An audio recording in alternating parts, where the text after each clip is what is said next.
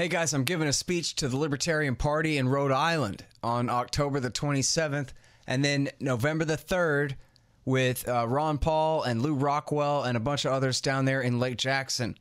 Jeff Deist and all that Mises Institute are having me out to give a talk about media stuff, and that's November the 3rd down there in Lake Jackson.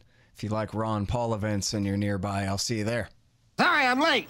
I had to stop by the Wax Museum again and give the finger to FDR. We know Al-Qaeda, Zawahiri, is supporting the opposition in Syria. Are we supporting Al-Qaeda in Syria? Well, it's a proud day for America. And by God, we've kicked Vietnam syndrome once and for all. Thank you very, very much. I say it again, you've been had. You've been took. You've been hoodwinked. These witnesses are trying to simply deny things that just about everybody else accepts as fact. He came, he saw, he died. Well, we ain't killing their army, but we killing them. We be on CNN like, say our name, Ben, say it 3 times. The meeting of the largest armies in the history of the world. Then there's going to be an invasion. All right, you guys, introducing Justin Elliott from ProPublica. He's got this very important piece I hope you'll look at. It's called Trump's Patron-in-Chief, Casino Magnate Sheldon Adelson. Welcome to the show. How are you doing, Justin? Good to be here. Good. Very happy to have you here. Great piece of work. Very interesting. Thanks. Sheldon Adelson, he's worth $35 billion. Who's that, and how'd he get so rich? Yeah, so Sheldon, I think it's actually Adelson, although people seem to pronounce it both ways. Oh, but, okay. His people say Adelson. He is him and his family are the majority owners of Las Vegas Sands, which is a big casino company. His money originally was from casinos in Vegas, but actually now most of it comes from a series of properties they own over in Macau, which is in southern China. And he's also a longtime political donor, mainly to the Republican side, and that has increased a lot in recent years. For example, right now in the midterms, he's given something like, he and his wife have given something like $90 million to the Republican congressional campaign efforts, and he also gave at least $20 million to help Trump back in the 2016 campaign. And, he's somebody that cares a lot about Israel. He described himself as a one-issue guy, and that issue is Israel. Mm-hmm. That's interesting to note the way you do in the piece that I think he said he's the son of a cab driver, actual rags to riches guy, Adelson. Yep. Yeah, definitely. He grew up in Boston. I think he said his father had a 6th grade education, and he's somebody, Adelson, he's now 85 actually, but he has started or acquired dozens of businesses. He actually got into the casino industry relatively late in life, and he's now something like, if you believe Forbes, I think like the 20th richest person in the entire world. So this is a real, unlike a Donald Trump, this is somebody that really has been a incredibly successful rags to riches businessman. Mm-hmm. All right, now, Trump famously in the campaign renounced Sheldon Adelson. And in fact, I guess I was reminded, or maybe I hadn't noticed this before, but in the quote, he stops himself. He says, Sheldon, could be the Kochs, anybody. But he started to renounce him specifically. And I guess he did tell the American Israel Public Affairs Committee, they're like, who needs your donations? I'm so rich already. You can't own me. You can't control me, guys, this kind of thing. But I guess that didn't last too long, huh? Yeah, I mean, it's remarkable if you look back to the early stages of the Republican primary back in 2015. There was that quote you mentioned, and there's actually a tweet. There's always a tweet where Trump is talking about Marco Rubio, and he says Sheldon Adelson is looking to give big dollars to Rubio because Adelson, feels he can mold Rubio into his perfect little puppet. I agree. So he was sort of derisively referring to Adelson, but that changed by mid-2016 when Trump locked up the nomination, and Adelson, who is by all accounts a very loyal partisan Republican, got behind Trump, and then he and his wife ended up giving at least $20 million to the Trump side, and then at least another $60 million to Republican candidates that cycle. So they're probably the single biggest donors on that side. It's hard to say because we don't have like full disclosure, but they are among the biggest donors on that side. Mm-hmm. And now, so you mentioned Israel. We got a lot to talk about on that line, but when it comes to his political donations in the past, you list McCain, well, I guess first Giuliani, then McCain, Gingrich, then Romney. Those are both examples of where first he picks the guy who's the more Zionist ideologue, and then he ends up settling for supporting whoever gets the nomination anyway. Is that basically the story there? Yeah, I mean, he said that he's a one-issue guy, and that issue is Israel. So you see every presidential campaign cycle, or at least in the few recent ones in which he's been a truly major donor, you see Republican candidates going out to Las Vegas to sort of woo him and woo the family for their support. And Israel policy is a huge part of that. He's also actually arguably an even bigger force in Israeli politics. Obviously, Israel is much smaller than the U.S. Mm-hmm. He's a huge longtime ally of Benjamin Netanyahu, the prime minister, and Adelson actually also owns a big newspaper in Israel that is known for being incredibly and consistently supportive of Netanyahu and his policies. Mm-hmm.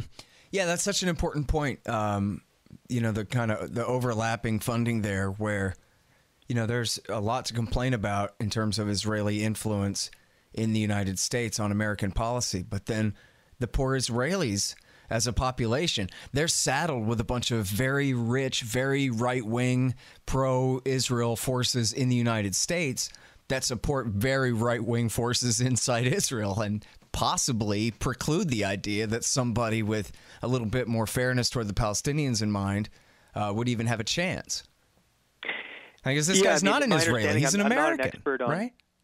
I'm not an expert on sort of Israeli campaign finance, but from all the coverage I've read over there, and there's been a lot, Adelson and there's a few others like him has been really like a towering figure in their politics. I mean, he owns a major newspaper that is actually given away for free. It may actually be the single largest newspaper over there at this point. It's called Israel Hayom, which means Israel Today, and there's a nickname that I think is going off the Hebrew, but it's essentially like known as like the Bibi paper, the Netanyahu paper.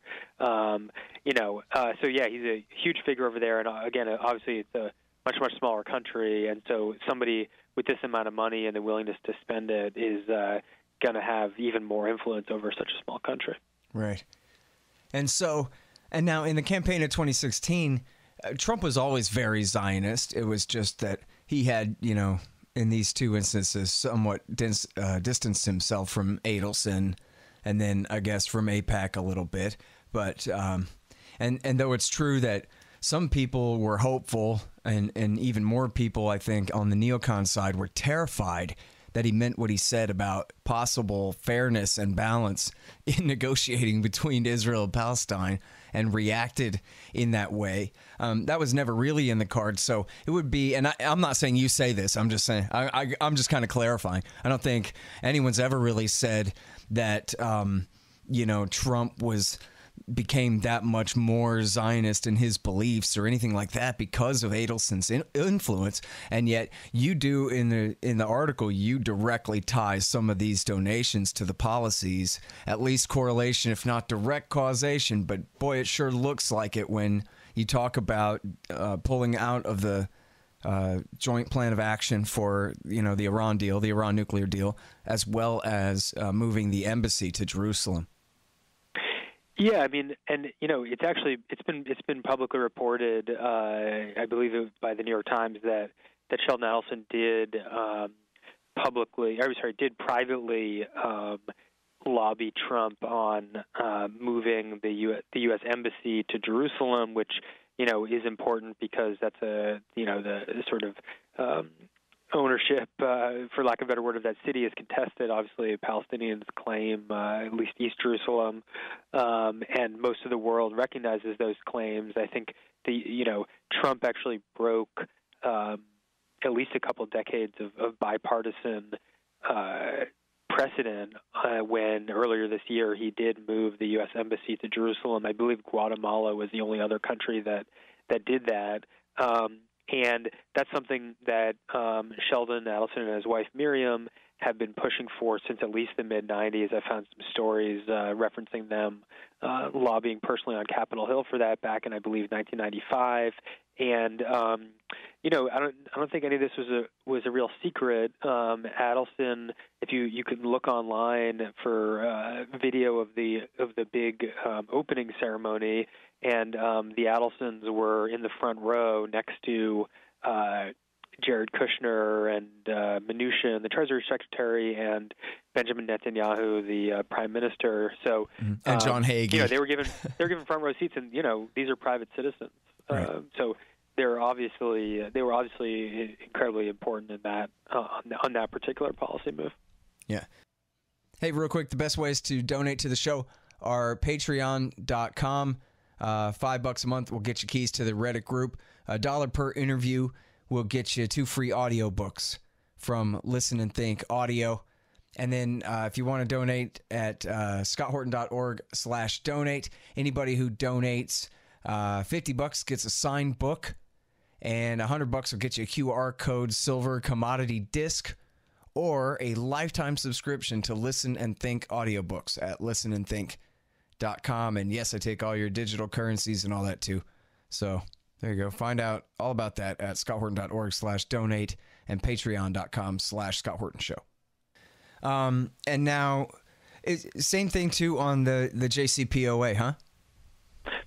Yeah, I mean, so Adelson has certainly, in the Obama years was very critical publicly of the Obama policy on Iran.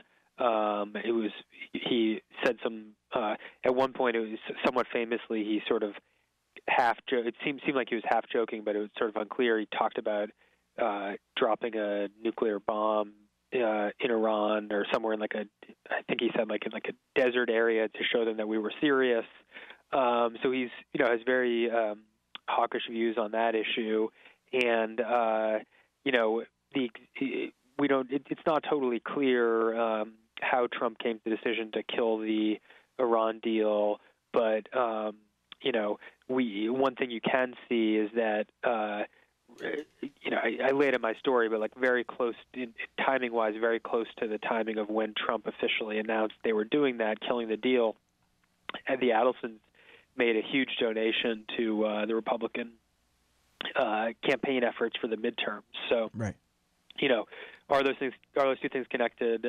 Hard to say, but they came in very close proximity. Mm-hmm. And now, just to make sure I understand, that $30 million, that's part of the $90 million that you cited earlier for the same midterm effort? Yeah, that's right. Yeah, it's sort of been, we get these sort of quarterly disclosures, so you add them up over time. But that was one of the early donations for this cycle. Mm. So in 2016, $20 million to the Trump campaign, $60 million to the Republicans overall, and now in the midterms, $90 million already. 30 of which you directly correlate to this within a couple of days of the JCPOA decision there. And another gave $5 million to the Trump inauguration, which I think was one of the biggest, if not the biggest, single donation in history. So, and again, these are the donations we know about. It's possible there are some to these groups that don't disclose that we don't know about. So these are really minimums. Mm-hmm. And you quote Alan Dershowitz in the article saying that, oh, yeah, he has full access and calls Trump all the time, right? Yep, there's a remarkable level of access. He's had dinner at the White House with Trump. The they talk regularly on the phone by all accounts, including what Dershowitz told me. I think the New York Times put it at once a month that they talk, and it's very hard to get at as a reporter what's being said in these phone calls because there's a very small group of people, perhaps in some cases only Trump and Adelson themselves, that actually know what's being said. But what we do know is that this is a quite extraordinary level of access for somebody that is a private citizen. Mm-hmm. Now, is he involved in the actual settler movement in the West Bank in any way? Do you know? I know that the family has given money to Israeli Jewish institutions in the West Bank. I believe they just had a medical school at a university in the West Bank named after them that they gave a bunch of money to. Mm-hmm. At a settlement there, you're saying? Yeah, that's right, yeah. A university in an Israeli settlement in the West Bank. In terms of, I don't know that they, literally own real estate in the West Bank or anything like that, but they certainly have made donations to institutions there. Mm-hmm. And do you know about donations to, say, organizations that, are politically active, lobbying for settlers, whether, in Washington or in Tel Aviv? Or Jerusalem? Sure. I mean, so Adelson definitely, at least in the past, was a big donor to AIPAC. There was this is not something I looked at, but there was some reporting several years ago that they had a falling out, possibly actually over the Iran deal. And what I can tell you is that Adelson is a major donor to the Zionist Organization of America, ZOA, which is sort of one of the more farther right-wing groups in the general American pro-Israel advocacy scene, and certainly ZOA, if you look at their positions, they're certainly not unfriendly to the West Bank settlements. Mm-hmm. And now, so it's interesting too. You call up, you remind us in the article about the campaign against McMaster. Who, I was happy to see fired for different reasons, but I always wondered what they had against him. He supposedly, in their telling, he's some horrible anti-Semite or hates Israel or some kind of thing. I know that can't possibly be true. So what was it that he actually ever did or said that got him in so much trouble?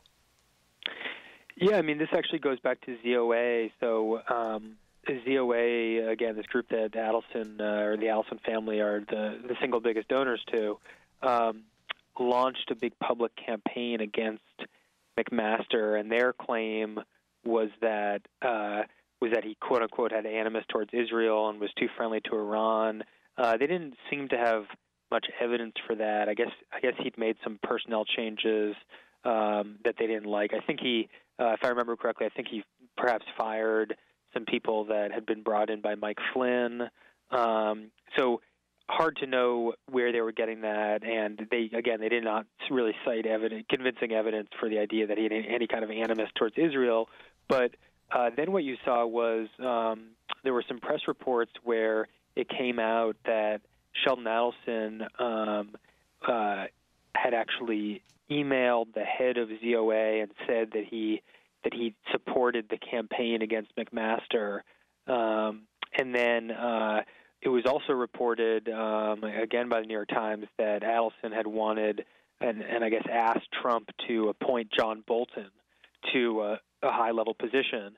So a few months after this campaign, Trump fires McMaster and replaces him with Bolton. Now, I'm not saying that Sheldon Adelson was behind, was single-handedly sort of puppet mastering those moves.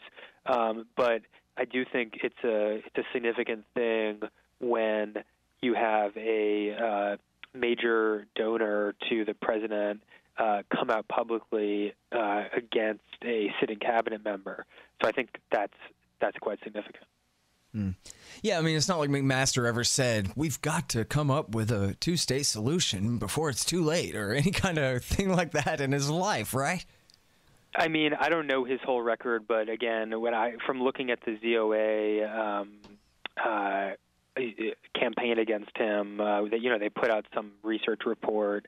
There was, they said in there that he had animus toward Israel, but there was no compelling evidence to back that up. Yeah. It makes sense, like you're saying, that they just wanted Bolton, and so whatever they had to do or say against this guy, make it, get it done to get Bolton in there.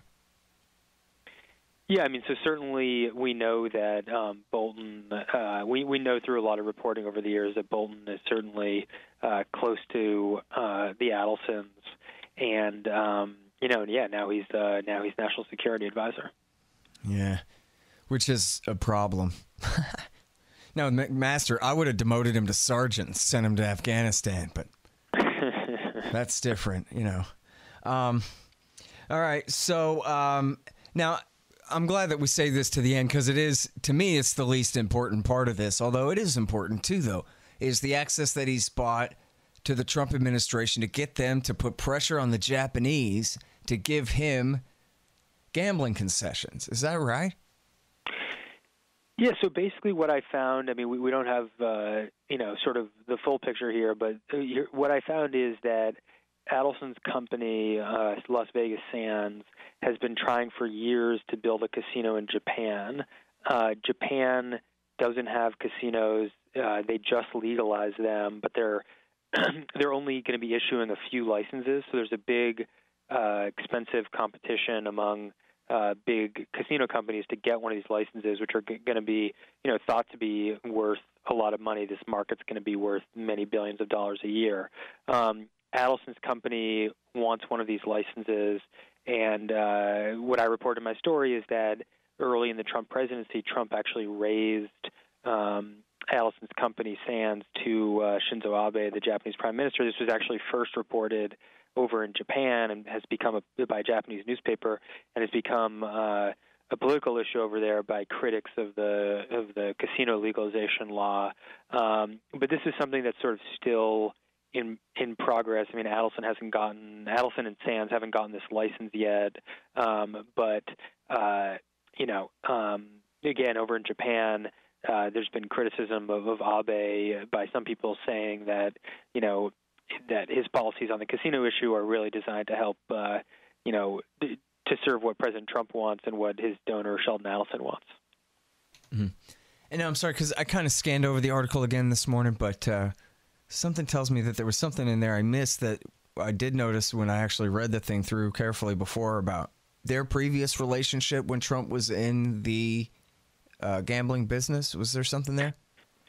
Yeah, I mean, they have an interesting history. I mean, so Trump, it's sort of easy to forget this now, but he was a casino guy. He no longer is, but, he had casinos going back to the 80s.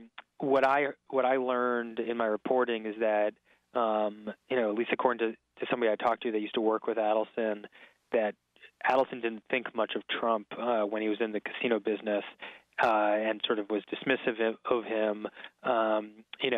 Of course, it's true that Trump's casinos ended up going bankrupt multiple times, whereas Adelson has thrived and is now at the very top of the industry.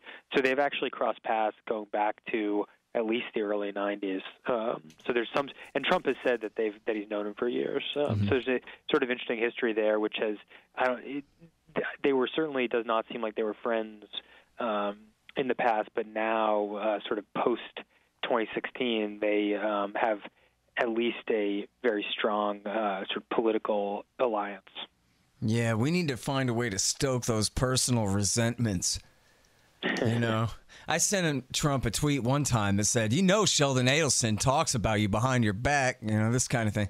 We need to get that through to him. Someone get a guest spot on Fox News and smuggle that in there and see if we can get him to see that and start to worry about it, because I don't know what else could break him apart on this point. I mean, again, Adelson is simply paying him handsomely for doing what he was probably apt to do anyway. So, none of the, he was always an Iran hawk, for example, or he's always, he obviously never cared what happened to the Palestinians or anything like that. So, yeah, I mean, I think Trump, in terms of his Israel policy, there was that one moment I believe it was one of the debates that you mentioned before, where he said something about, trying to make the deal of a lifetime and sort of be even-handed. But, I think if you look at the last few years, that was really an exception, that statement, to if you look at the people they appointed and the policies, that was a sort of strange outlier statement. And I think, that's not unusual for Trump, right? Like, I think it's been said that he's been on every side of every issue. Exactly. And then one statement like that, with him especially, you really can't put much stock in it. Yeah, I mean, the most important thing about it is how revealing it was for the reactions. That people screamed, fairness? Oh, my God, what's going to happen? Can't have fairness? That'll be the end of everything. So, I don't know. I like that part. But, yeah, he clearly never meant that. And we see what his deal of the century is. And that is, all right, here's what you're going to get, Palestinians. And it ain't much. And you're going to be happy because you got no better choices coming. So.